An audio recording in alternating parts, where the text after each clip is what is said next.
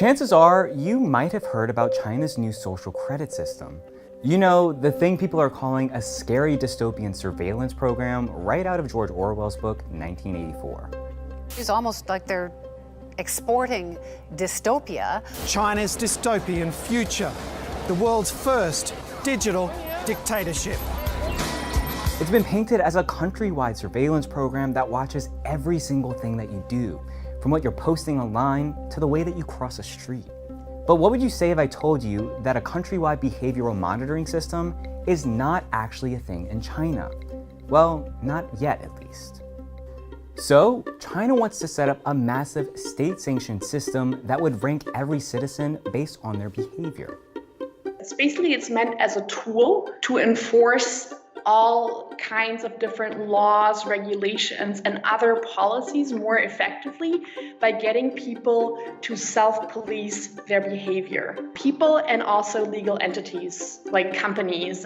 So this is not just about regulating people's behavior, but also companies. Behavior considered good by the government would get a better ranking than behavior deemed bad, which would get a lower ranking. And if you get a bad score, you get punished. You could be banned from flying, your kids could be prevented from attending good schools, and you could even lose out on a good job. And when reports of the system hit Western media, some people were terrified. They compared the proposed system to that crazy episode in Black Mirror.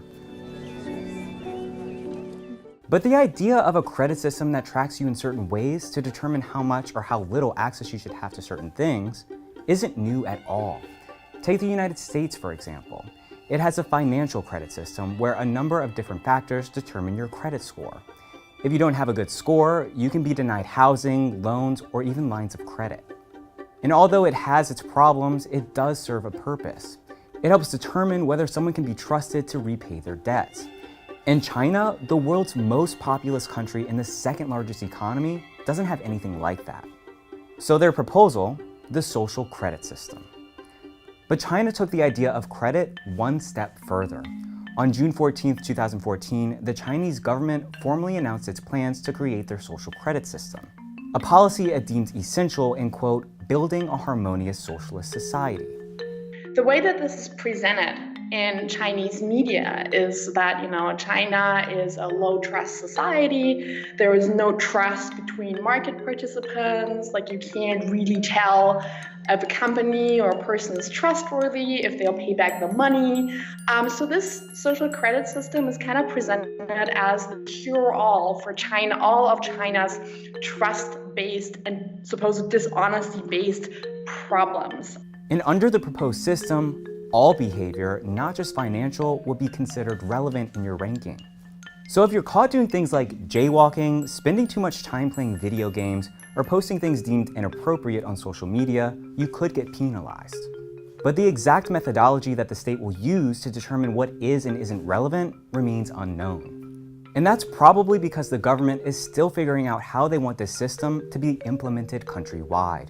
There are a number of cities that have kind of been designated as experimental zones in a way, which is very common in China. That's often how Chinese policies are rolled out. You try them out in certain districts, counties, and cities first, and then you roll them out. And those pilot programs vary. Some of them aren't as extreme as others. There are those that aren't even digitally based, meaning individuals have to be caught breaking the law or doing something deemed inappropriate in person, or have someone report on them. And then there are those that monitor someone's social media and movement through camera systems. And Oldberg says in some pilots, those who exhibit desired behaviors get good grades and supposedly those people are also treated differently. If they have like an A or a triple A, they kind of get preferential treatment and interaction with government ministries, with the local government, and in the future an increasing number of different benefits. But just because it's not currently as widespread or problematic as Western media has made it out to be, doesn't mean that there aren't significant ways the system can be misused. On the one hand, it's supposed to make sure that companies that violate environmental regulations or labor regulations get punished for that. But on the other hand, it also is supposed to enforce very vague laws, such as endangering national security. Laws that, if used maliciously, can be used to target citizens. We know that China has targeted and detained large numbers of ethnic Uyghur Muslims, placing them in government re-education camps. And even though Western media is sensationalizing the hell out of this story, it is possible that once a nationwide credit system is implemented in China, it could be extremely problematic. Ultimately, the idea that different governments or companies collect and centralize information about us, try to profile us, try to rate us, ultimately is a problem that's going to affect all of us, Chinese or not. Because even though what China is doing is kind of the extreme of this, it's not, ultimately it's a global problem that we're going to have to deal with. What do you think of the idea of a social credit system? Do you think it's a necessary step that needs to be taken, or do you think it's just an overreach by the Chinese government?